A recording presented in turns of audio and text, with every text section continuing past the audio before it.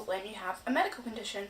So basically, I really love to travel, and I really love photography, and last year I was lucky enough to be able to travel to 3 different countries, and also I can now travel on my own, which is something I first did 2 years ago, and I'm going to do a separate video about how to travel with anxiety, but for now we're going to talk about how to travel with a medical condition and how I travel with cystinosis. So, I consider myself very lucky, and often my health is quite good. Obviously it's not perfect, but it's good enough for me to be able to do these amazing things. So basically, I'm going to talk through my personal tips and tricks on how I managed to travel when I got cystinosis. So last year I travelled to Romania, I travelled to Rome, and I also travelled to Greece. I travelled to Romania as part of a film festival, I travelled to Italy as part of a convention, and Greece was for my birthday. So as you have seen in the clips at the beginning of the video, that's just a little bit of what I saw and a little bit of what I did. And I'd like to do a more in-depth video about my travel experiences, but for now I'm going to get into the tips and tricks on how you can travel with a medical condition and how you can travel if you have cystinosis like me.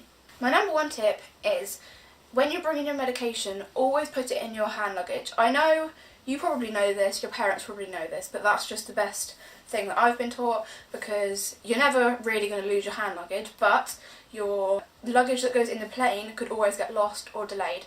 So always pack your medication in your hand luggage, that way it's safe. Also, get a printout of your prescription just in case anybody questions you on what the medications are, so they can see what they are quite clearly.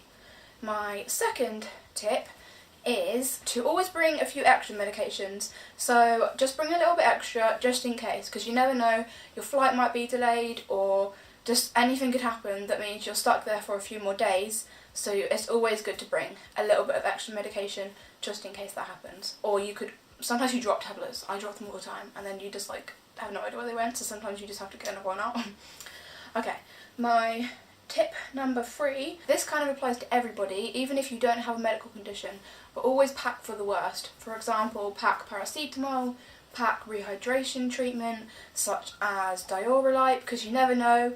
I know it probably won't happen, but it could, so it's always good to pack these extra things just in case you do get ill on holiday.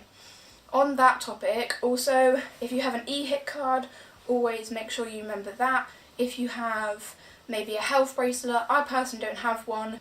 So all of my medical information is actually on my iPhone. I'm not sure if you can do it on other phones, but basically if there ever was an emergency, say I was on holiday by myself, travelling by myself, and something happened, if someone found me, they could, through my lock screen, find out my medical ID, and it just says my medical conditions, my medical notes, my medications, my blood type, my weight, my height, and my 3 emergency contacts, which are my mum, my dad and my sister.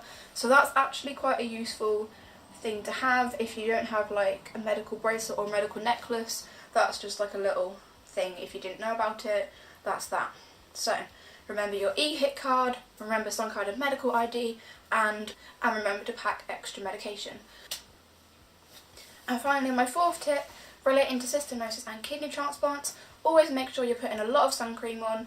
I know sometimes you want to get tanned, and also sometimes you don't even think it's actually that hot. For example, when I went on holiday in January, I actually got sunburnt because I hadn't put enough sun cream on. I just didn't think it was that hot, but it actually was. So it's always good to put sun cream on, because people who've had a kidney transplant are at high risk for skin cancer.